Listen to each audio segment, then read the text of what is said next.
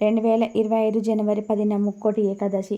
కోటి పుణ్యాలకు సాటి ఈ ముక్కోటి ఏకాదశి. ఏడాదిలో 12 నెలల్లో 11వది పుష్యమాసం.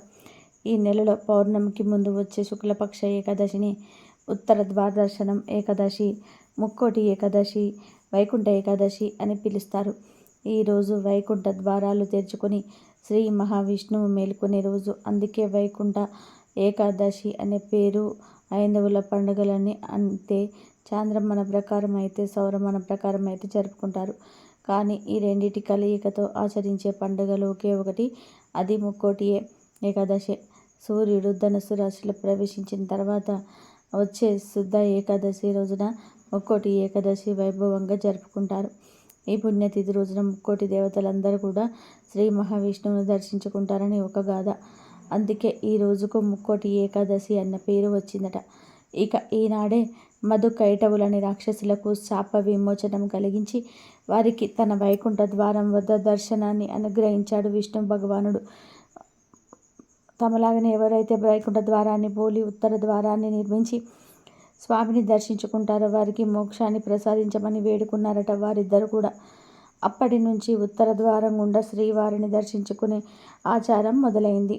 ఈ ఏకాదశి నాడే వైకుంఠంలోని విష్ణుమూర్తి వారి అంతరంగిక ద్వారాలు తెరుచుకున్నాయి కాబట్టి దీనికి వైకుంఠ ఏకాదశి అనే పేరు స్థిరపడిపోయింది. అయితే ఈ ముక్కోటి ఏకాదశి రోజు మీ పాపాలన్నీ కూడా తొలగిపోయి మీకు కోటి జన్మల పుణ్యం కలగాలి అంటే ఈ ఆకుపై దీపం పెట్టండి. ముక్కోటి ఏకాదశి రోజు ఈ ఆకుపై దీపం పెట్టడం వలన కోటి జన్మల పుణ్యంతో పాటు మీకు స్వామివారి అనుగ్రహం కలుగుతుంది. అంతేకాదు మీ ఇల్లు బంగారమయమైపోతుంది. ఈ ఆకుపై దీపం పెట్టడం వల్ల మీకున్న సకల దోషాలు తొలగిపోతాయి. మీకు కుబేర యోగం సిద్ధిస్తుందని పండితులు చెప్తున్నారు. ఈ ఏకాదశి రోజు మీరు ఉపవాసం ఉన్నా లేకపోయినా ఈ ఆకుపై దీపం వెలిగిస్తే ముక్కోటి దేవతల అనుగ్రహం కలుగుతుంది. మీకు తిరగనేది ఉండదు. రాహు, కేతు, శని దోషాలు తొలగిపోతాయి. ఈ అవకాశం పోతే మళ్ళీ రాదు. మళ్ళీ ఈ ముక్కోటి ఏకాదశి రోజు శ్రీవారి ప్రసన్నం చేసుకోవడానికి ఎలాంటి విధి విధాలను పాటించాలో, మీకున్న దోషాలను తొలగించుకోవడానికి ఈ పవిత్రమైన రోజున ఏ ఆకుపైన దీపం పెట్టాలో ఈ వీడియోలో వివరంగా తెలుసుకుందాం. అంతకన్నా ముందు మా వీడియో నచ్చితే లైక్ చేసి షేర్ చేయండి. అలాగే మా ఛానల్ని కూడా సబ్స్క్రైబ్ చేసుకొని మాకు సపోర్ట్ చేయండి. ఇక వీడియోలోకి వస్తే, వైకుంఠ ఏకాదశి రోజున ప్రతి ఒక్కరూ కూడా బ్రహ్మ ముహూర్తంలో లేచి స్నానాదులు పూర్తి చేసుకోవాలి. భక్తి శ్రద్ధలతో వైష్ణవ ఆలయాలు దర్శించాలి. ముఖ్యంగా శ్రీ మహావిష్ణువును ఉత్తర ద్వారం ద్వారా దర్శించుకుంటే ఆయన అనుగ్రహంతో పాటు శుభాలు కలుగుతాయి. ఈరోజు విష్ణు సహస్రనామ పారాయణ చేయడం వల్ల సమస్త పాపాలు తొలగి భగవంతుడి అనుగ్రహం కలుగుతుంది. ఈరోజు ఉపవాసం ఉండి ఎవరైతే శ్రీ మహావిష్ణువును ఆరాధిస్తారో, ఉత్తర ద్వార దర్శనం చేసుకొని విష్ణు సహస్రనామ పారాయణ చేస్తారో వారికి దైవ అనుగ్రహం కలిగి మోక్షానికి మార్గం ఏర్పడుతుంది. ఏకాదశి అంతరార్థం ఏమిటి అంటే, ఏకాదశి అనగా 11, 5 కర్మేంద్రియాలు, 5 జ్ఞానేంద్రియాలు, మనసు కలిపి మొత్తం 11 అని. వీటిపై నియంత్రణ కలిగి ఉండి వ్రత దీక్ష కొనసాగించటమే ఏకాదశి అంతరార్థం. ఉపవాసం అంటే కేవలం ఆహారం తీసుకోకుండా ఉండడం కాదు. ప్లస్ ఆవాసం అంటే ఎల్లవేళలా భగవంతుడిని తలుచుకుంటూ దగ్గర ఉండటమే ఉపవాసం. ఏకాదశి వ్రతం నిష్టగా ఆచరించే వారికి జ్ఞానం కలుగుతుంది, భగవతత్వం బోధపడుతుంది. ముక్కోటి ఏకాదశి రోజు సత్యనారాయణ స్వామి వ్రతం ఆచరించినట్లయితే విశేషమైన ఫలితం ఉంటుంది. ఏకాదశి తిథి యమప్రీతి, ద్వాదశి తిథి విష్ణు ప్రీతి అని శాస్త్రం చెప్తుంది. భగవద్గీతలో కృష్ణుడు ఉన్నప్పుడు భానువారంలో తిథులలో ఏకాదశి నేనే అని చెప్పాడు. భానువారం అనగా ఆదివారం తిథులలో ఏకాదశి తిథి నేనే అని చెప్పాడు. వైకుంఠ ఏకాదశి నాడు తప్పకుండా ఏకాదశి వ్రతాన్ని ఆచరిస్తారు. ఈ వ్రత విధానం ప్రకారం దశమి నాటి రాత్రి నుంచే ఉపవాసానికి ఉపక్రమించాలి. ఏకాదశి నాడు కేవలం తులసి తీర్థాన్ని మాత్రమే సేవిస్తూ ఆహారానికి దూరంగా ఉండాలి. ముఖ్యంగా ఏకాదశి నాడు బియ్యంలో మురాసురుడు నివసిస్తాడని చెప్తూ ఉంటారు. బియ్యంతో చేసిన ఆహారం పూర్తిగా నిషిద్ధము అని కరాఖండిగా చెప్పేందుకే ఈ మాట అని అంటారు. ఏకాదశి నాడు కేవలం ఉపవాసం ఉండడమే కాదు, ధ్యానంతోనూ జపతపాలతోనూ కాలం గడపమని సూచించారు పెద్దలు. ఇక ఆ రాత్రి కూడా భగవన్ నామస్మరణతో జాగరణ చెయ్యాలి. ఆకలి రుచి ఎరగదు, నిద్ర సుఖం ఎరగదు అన్నారు కదా. ఆ ఆకలి నిద్రను రెండింటినీ తట్టుకొని వారిని అదుపులో ఉంచుకోవడమే ఏకాదశి విశిష్టత. ఇక మరునాడు ద్వాదశి నాడు ఎవరికన్నా అన్నదానం చేసి ఆ తర్వాత ఉపవాసాన్ని విరమించాలి. వైకుంఠ ఏకాదశి నాడు వైష్ణవాలయాలలో ప్రత్యేకంగా తెరిచి ఉండే వైకుంఠ ద్వారం గుండా స్వామివారిని దర్శించుకునేందుకు భక్తులు ఎదురు చూస్తుంటారు. కలియుగ వైకుంఠమైన తిరుమలలో కూడా ఈనాడు శ్రీవారి గర్భాలయాన్ని ఆనుకొని ఉన్న వైకుంఠ ప్రదక్షిణ మార్గం ద్వారా భక్తులు నడిచే భాగ్యం లభిస్తుంది. ఏకాదశి నాడు తిరుమలలో జరిగే మలయప్ప స్వామివారి ఊరేగింపు, ద్వాదశి నాడు స్వామివారి పుష్కరిణిలో జరిగే చక్ర స్నానాలను దర్శించిన వారికి పునీతులవుతారు. ఏకాదశి రోజున చేయకూడనివి 5 పనులు ఉన్నాయి. మీరు పొరపాటున కూడా ఈ 5 పనులు చేసినట్లయితే మీపై స్వామివారికి కోపం వస్తుంది. జన్మ జన్మల పాపాన్ని మూటగట్టుకున్న వారు అవుతారు. అందులోటి మొదటిది, ఏకాదశి రోజున పరమ పవిత్రంగా ఉండాలి. నేడు మీరు ఉపవాసం చేయాలని సంకల్పించుకున్నట్లయితే ఎట్టి పరిస్థితుల్లోనూ కూడా భోజనం చేయకూడదు. అదేవిధంగా పండ్లు ఫలాలను కూడా తీసుకోకూడదు. కేవలం తులసి తీర్థం మాత్రమే సేవించవచ్చు. ఏకాదశి రోజున మీరు వ్రతం ఆచరించాలి అనుకున్నట్లయితే పరిశుద్ధమైన మనోభావంతో ఉండాల్సి ఉంటుంది. ఎలాంటి ఆందోళనలు మనసులో పెట్టుకోకూడదు. ఎవరి పట్ల కూడా హాని కలిగించాలని ఆలోచన చేయకూడదు. మనసులో శ్రీ మహావిష్ణువును ధ్యానిస్తూ ఓం నమో నారాయణాయ అని జపిస్తూ ఉండాలి. ఈరోజు మద్యపానం, మాంసాహారం వంటివి వాటి జోలికి వెళ్ళకూడదు. అలాగే స్త్రీ సాంగత్యానికి కూడా దూరంగా ఉండాలి. నేడు ఎవరితోనూ కూడా దుర్భాషలు ఆడవద్దు. ఏకాదశి రోజున గోవులకు సేవ చేయాలి. ఒకవేళ గోవులకు సేవ చేయలేకపోయి మీ ఇంటికి ముందు కనిపిస్తే దానిని తరిమి వేయకుండా అన్నం లేదా నీటిని లేదా ఆహార పదార్థాలు పెట్టాలి. గోవుకి ఎలాంటి హాని కలిగించరాదు. చివరిగా 5వది, ఏకాదశి రోజున ఎట్టి పరిస్థితుల్లోనూ కూడా అసత్యం ఆడకూడదు. అలాగే పేదవారికి వస్త్రదానము, రావణుడికి గోదానము, అపన్నులకు అనగా పేదవారికి అన్నదానము చేయవచ్చు. ఇక సంవత్సరానికి ఒకసారి వచ్చే ఈ ముక్కోటి ఏకాదశి రోజు మీరు ఏం చేసినా చేయకపోయినా ఈ ఆకుపైన దీపం వెలిగించండి చాలు, మీకు సకల శుభాలు కలుగుతాయి. మరి ఏ ఆకు అంటే రావి ఆకు. రావి ఆకుపై ఇంకొక వస్తువు వేసి దీపం వెలిగించాలి. ముందుగా ఈ ఏకాదశి రోజు మీరు విష్ణువును నిష్టగా ఆరాధించండి. ఆ తర్వాత మీకు దగ్గరలో ఉండే రావి చెట్టు దగ్గరికి వెళ్ళండి. గుడిలోని రావి చెట్టు మొదట్లో పడిన ఒక మంచి ఆకు తీసుకొచ్చుకోండి.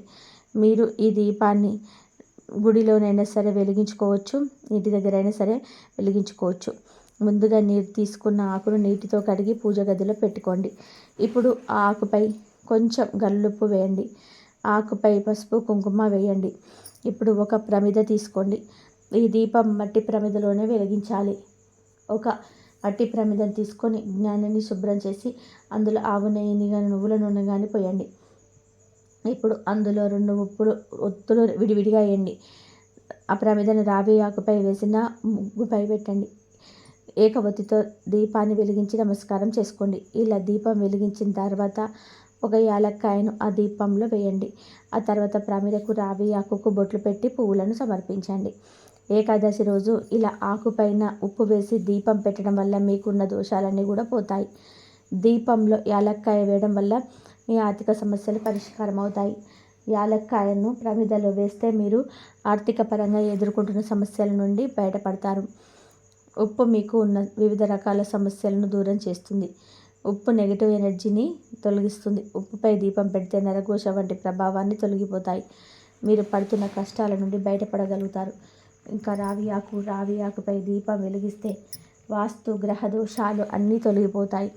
రావి ఆకుపై దీపం వెలిగిస్తే ఆరోగ్య సమస్యలు కూడా తొలగిపోతాయి.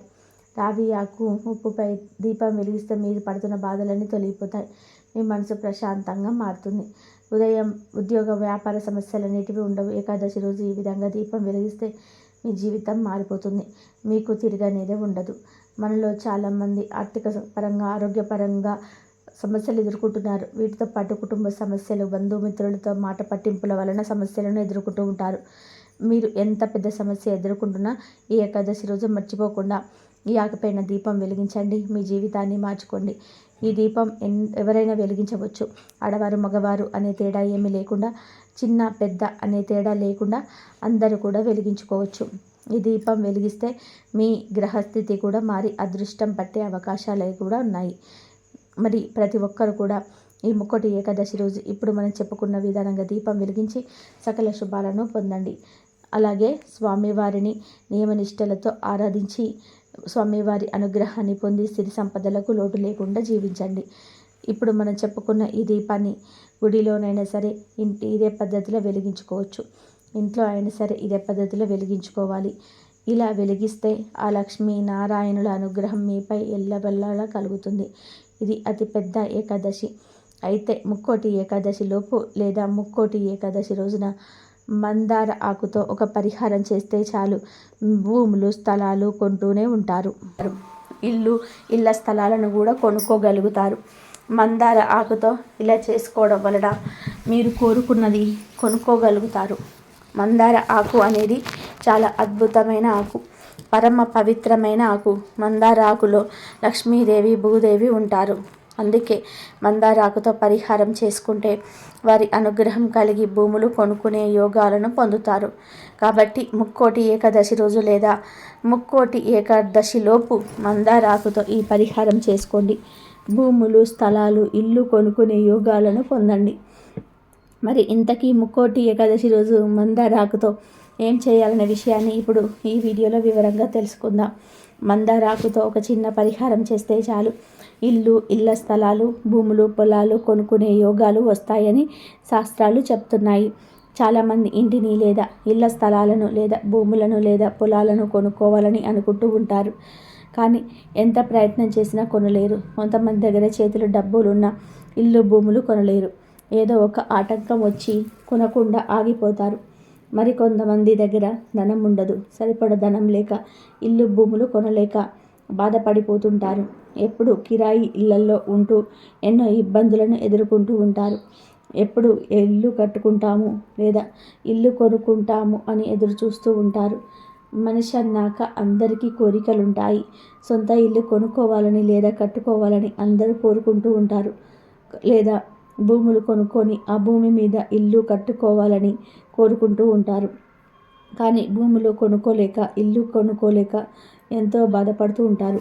అలాగే కొంతమంది రైతులు పొలాలు కొనాలని అనుకుంటూ ఉంటారు. కానీ ఎంత కష్టపడినా పొలాలు కొనలేరు. భూములు జాగాలు ఇళ్ళ స్థలాలు పొలాలు కొనాలని కోరుకునే వారందరూ కూడా ఈ ఏకాదశి రోజు మందారాకుతో ఈ పరిహారం చేసి చూడండి. ఖచ్చితమైన ఫలితాలు వస్తాయి. అంతేకాదు ఇల్లు భూములు అమ్ముడుపోవటం లేదని బాధపడేవారు కూడా ఈ పరిహారం చేసుకోండి. ఖచ్చితంగా భూములు కానీ ఇల్లు కానీ అమ్ముడుపోతాయి. అది కూడా మంచి రేటుకే అమ్ముడుపోతాయి. మందార ఆకు గురించి చెట్టు గురించి మనం ప్రత్యేకించి చెప్పుకోవాల్సిన అవసరమే లేదు. మందార చెట్టు అనేది దేవతా వృక్షంగా పరిగణించబడుతుంది. మందార చెట్టు ఏ ఇంట్లో ఉంటుందో అక్కడ దేవతలు ప్రవేశిస్తూ ఉంటారని పురాణాలు చెప్తూ ఉన్నాయి. శాస్త్రాల ప్రకారం మందార చెట్టు ఎక్కడైతే ఉంటుందో అక్కడ దేవతలు నివసిస్తూ ఉంటారు. అందుకే మన ఇంట్లో మనం మందార చెట్టును పెంచుకుంటూ ఉంటాం. మందార చెట్టు అనేది చాలా పవిత్రమైనది.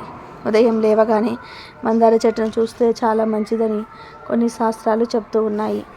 మందార ఆకు చాలా పవిత్రమైనది. ప్రకృతి అనుగ్రహం సంపూర్ణంగా దానికి లభిస్తుంది. మనం చిన్న మందార కొమ్మని తెచ్చి పాతితే అదే మందార చెట్టుగా చక్కగా అంటే ఎదిగిపోతుంది. ఇంకా మందార ఆకు పరిహారం చేసుకోండి. ఈ మందార ఆకు పరిహారం అనేది ఖచ్చితంగా మంచి ఫలితాలను తెచ్చిపెడుతుంది. మందార ఆకు ప్రకృతిలోనిది. ఈ ఆకు బెస్ట్ ఆకుగా పరిగణించబడుతుంది. కాబట్టి మందార ఆకు చాలా కూడా పవిత్రతను కలిగి ఉంటుంది. మన జీవితంలో ఉండే సగానికి సగం దరిద్రాలు తీసుకోవాలనుకున్నా, మనకు అన్ని విధాలుగా కూడా బాగా కలిసి వచ్చి మన జీవితం ఆరిపోవాలన్నా సరే తప్పక ఈ ఏకాదశి రోజు ఆచరించాలి. ఈ పరిహారం మన సిద్ధశాస్త్రంలో చెప్పబడ్డ పరిహారం. ఇది అత్యంత శక్తివంతమైన పరిహారం. ఈ పరిహారం ద్వారా మంచి మేలు చేకూరుతుంది. ముందుగా ఈ ముక్కోటి ఏకాదశి రోజు మీకు దగ్గరలో ఉన్న మందార చెట్టు దగ్గరికి వెళ్ళేసి మందార చెట్టును తాకండి. తాకి మనసులోని సంకల్పం చెప్పుకోండి. మా అవసరం కోసం మేము ఈ ఆకు తీసుకెళ్తున్నాము. ఈ ఆకు వల్ల మాకు మంచి జరగాలి, మా పరిహారం సిద్ధించాలి అని సంకల్పం చెప్పుకొని మందార ఆకును తెచ్చుకోండి. అలా తీసుకున్న తర్వాత ఆకును క్లీన్ చేసుకోండి. ఈరోజు ఇంట్లో వెంకటేశ్వర స్వామిని కానీ లేదా విష్ణుమూర్తిని కానీ లేదా మీ ఇష్ట దైవాన్ని కానీ పూజించుకున్న తర్వాత సింపుల్గా దీపారాధన చేసేసుకున్న తర్వాత ఈ మందార ఆకు పరిహారం చేసుకోవాలి. ఒకే ఒక మందార ఆకును తీసుకొని ఈ ఆకును దేవుడి ఫోటో ముందు పెట్టి ఆకు మీద ఎర్రపప్పు వేయండి. దీన్ని మైసూర్ పప్పు అని కూడా అంటారు. ఈ పప్పును మందార ఆకు పైన ఒక స్పూన్ పోసేయండి. ఆ తర్వాత అందులో కొంచెం బెల్లాన్ని పెట్టండి. అంటే చిన్న బెల్లం ముక్క పెట్టండి. ఆకు మీద పట్టినంత బెల్లాన్ని పెట్టండి. బెల్లము, ఎర్రపప్పు ఈ రెండు కలిసి కొన్ని గ్రహస్థితులను మెరుగుపరుస్తాయి. మన జీవితం కొన్నిసార్లు అంధకారంగా మారిపోతుంది. కొన్నిసార్లు మనం ఇబ్బందులను ఎదుర్కొంటూ ఉంటాము. కొనాలి అనుకున్నది కొనలేక జీవితంలో సుఖం మిగిలిపోతుంది. జీవితం నరకం కంటే కూడా హీనంగా మారిపోతుంటుంది. మనం కోరుకున్నది కొనుక్కోలేక, మనం అనుకున్నది జరగక ఎంతో బాధపడుతుంటాము. చాలామందికి ఇల్లు, భూములు కొనుక్కోవాలని ఉంటుంది. ఎందుకంటే ఇల్లులు కానీ భూములు కానీ లేకపోతే అందరూ ఎంతో చులకనగా చూస్తారు. మీరు సొంత ఇల్లు లేదా కనీస స్థలమైన లేదా అని అవమానిస్తూ ఉంటారు. బంధువులు కూడా చాలా చులకనగా చూస్తూ ఉంటారు. అందుకే అందరూ భూములు, ఇల్లు కొనుక్కోవాలని అనుకుంటూ ఉంటారు. మరి అలా భూములు, ఇళ్ళ స్థలాలు కొనుక్కోవాలంటే తప్పక ఈ పరిహారం చేయండి. మందార ఆకు మీద ఎర్రపప్పును, చిన్న బెల్లం ముక్కను పెట్టండి. దేవుడు ముందు, వెంకటేశ్వర స్వామి ఫోటో ముందు పెట్టండి. ఎందుకంటే ఎర్రపప్పు మన కోరికలను తీర్చే శక్తి ఎర్రపప్పుకు ఉంటుంది. దరిద్రాన్ని తరిమి ధనాన్ని ఆకర్షిస్తుంది. ఎర్రపప్పు అలాగే బెల్లం భూమికి సంబంధించినది. బెల్లంతో పరిహారాలు చేస్తే గ్రహాలు అనుగ్రహించి భూములు కొనుక్కునే యోగాలు వస్తాయి గనక ఈ రెండింటిని మందార ఆకు మీద వేయండి. ఆ తర్వాత దేవుడికి మీ కోరికని చెప్పుకోండి. దేవుడా, మేము భూములను, ఇళ్ళ స్థలాలను కోరుకునే యోగ్యత ఇవ్వు దేవుడా. మేము కూడా స్థలాలను కొనుక్కొని ఇల్లు కట్టుకొని అందరిలాగా ఆనందంగా జీవించేలాగా చూడు దేవుడా అని సంకల్పం చెప్పుకోండి. మందార ఆకును ఇక కదపకుండా అక్కడే వదిలేయండి. 24 గంటల పాటు అక్కడే వదిలేయండి. 24 గంటల తర్వాత ఈ మందార ఆకును తీసేసి దానిలోని పప్పును, బెల్లాన్ని మందార ఆకుతో సహా గోమాతకు పెట్టేయండి. గోవుకు పెట్టడం వల్ల సకల దేవతల అనుగ్రహం కలిగి మీ కోరిక ఖచ్చితంగా నెరవేరుతుంది. గ్రహాలు అనుకూలంగా మారిపోతాయి. భూములు, స్థలాలు, ఇల్లు, పొలాలు కొనుక్కునే యోగాలు వస్తాయి. ఒకవేళ మీకు దగ్గరలో గోమాత లేకపోతే పప్పును, బెల్లాన్ని పక్షులకు లేదా కాకులకు వేసేయండి. మందార ఆకును నీటిలో వదిలిపెట్టేయండి. ఈ ఏకాదశి రోజున నమ్మకంగా ఈ పరిహారం చేసుకోండి. ఖచ్చితమైన ఫలితాలు వస్తాయి. త్వరలోనే అంటే 2 లేదా 3 నెలల్లోనే మీరు ఫలితాలను స్వయంగా అనుభవిస్తారు. అంటే కావలసినంత ధనం సమకూరి ఎటువంటి ఆటంకాలు లేకుండా భూములు, ఇల్లు, బంగ్లాలు కొనుక్కోగలుగుతారు. చాలా మంచి ఫలితం వస్తుంది కనుక ప్రతి ఒక్కరు కూడా మందార ఆకుతో ఈ పరిహారం చేసి మంచి లాభాలు పొందండి. ముక్కోటి ఏకాదశి రోజు వైకుంఠ వాకిళ్ళు తెరుచుకొని ఉంటాయని, వైష్ణవాలయాలలోని ఉత్తర ద్వారం వద్ద భక్తులు తెల్లవారుజామునే వేచి